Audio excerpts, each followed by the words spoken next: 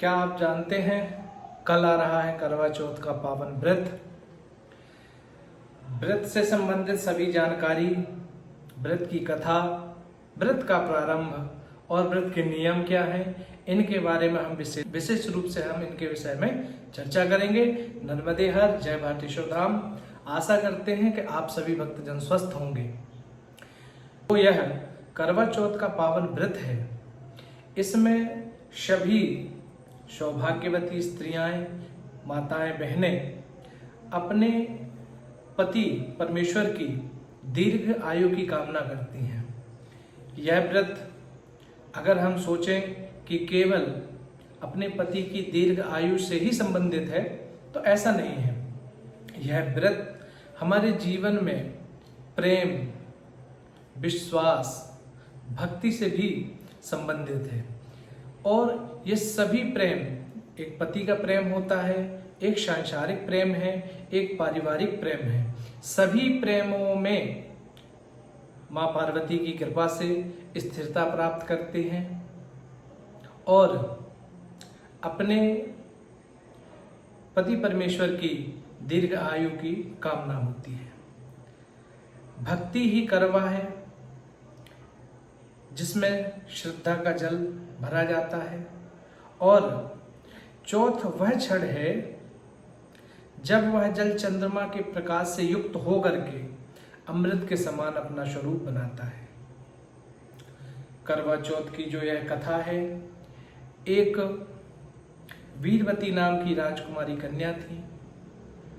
सब लोगों को मिलाकर के परिवार में 6 से 7 लोग थे, उनके भाई थे। वह अपने भाइयों में अकेली थी। एक दिन उनका विवाह हुआ। विवाह होने के बाद प्रथम जब करवा चौथ का व्रत आया तो उन्होंने श्रद्धा पूर्वक, भक्ति पूर्वक युक्त होकर के यह करवा चौथ का व्रत प्रारंभ किया। उन्होंने प्रातः काल उठ करके स्नान आदि करके व्रत का संकल्प लिया और व्रत करने का दृढ़ निश्चय किया।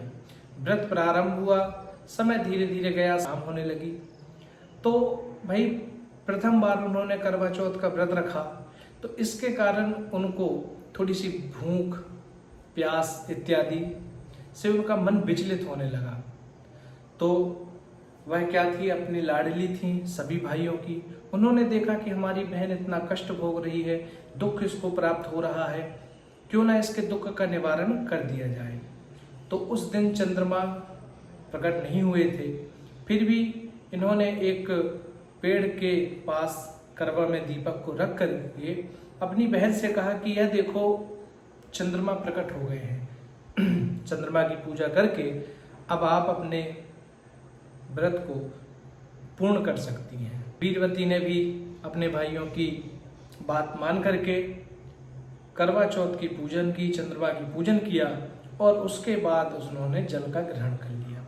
जैसे ही उन्होंने जल का पान किया, उनके पति की तबीयत अचानक खराब हो गई और वह मृत हो गई।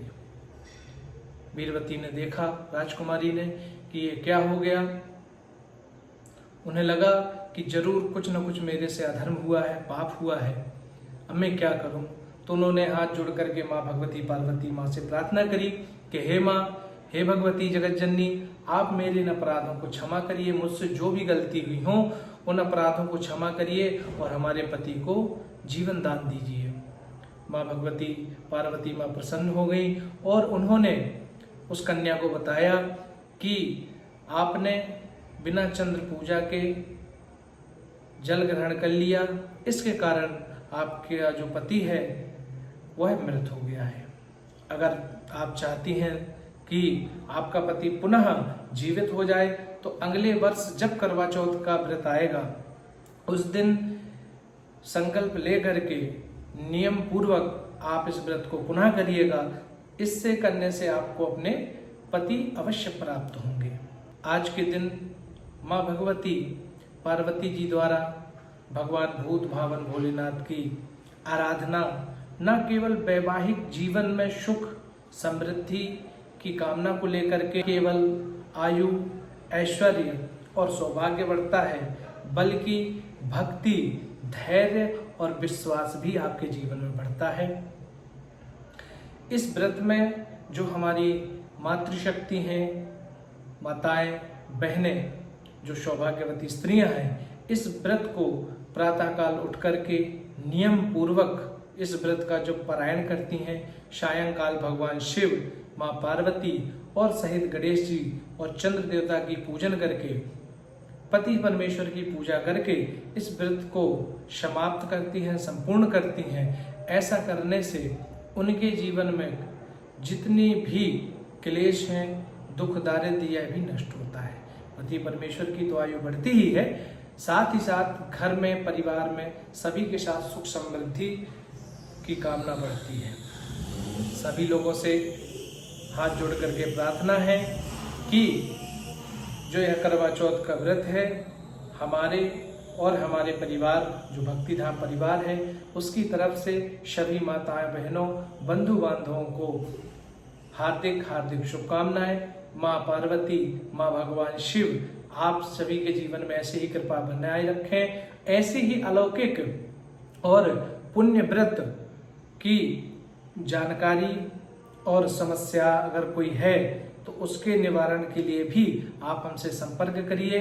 हमारा भक्तिधाम चैनल है, आप इससे जुड़िए, हमारे परिवार से जुड़िए और ऐसे ही नित्य कथा, मंत्र, यंत्र इत्यादि संबंधित विशेष जानकारियां आपको हमेशा हम प्रदान करने की कोशिश करेंगे।